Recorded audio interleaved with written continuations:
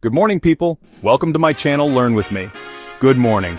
Here are your top news headlines for September 9th, 2025.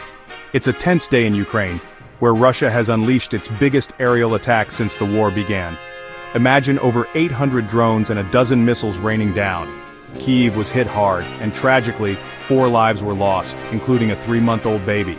The world's watching, and former US President Trump is now calling for a second stage of sanctions on Moscow. Next, big changes in the UK government. Deputy Prime Minister Angela Rayner has stepped down after a stamp duty scandal. David Lammy is now the new Deputy PM. Yvette Cooper takes over as Foreign Secretary. This shakeup is stirring fresh drama within the Labour Party, just as they face pressure from the rising far-right Reform UK and a whopping £40 billion budget deficit.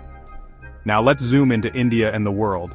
The NIA is investigating a nationwide terror plot, so security is tight.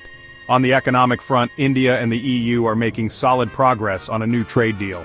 Gujarat's bracing for heavy rainfall. Stay safe if you're there. Looking abroad, protests in Nepal have turned deadly.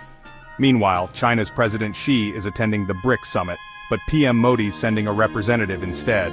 Over in sports, Spain's Carlos Alcaraz has clinched the US Open, and India celebrates a brilliant win in the Hockey Asia Cup. In business, EchoStar is handing over its satellite license to SpaceX. China's electric vehicle sales growth is slowing down, shaking up the global market. That's your quick news briefing. Stay informed, stay curious, and have a fantastic day ahead.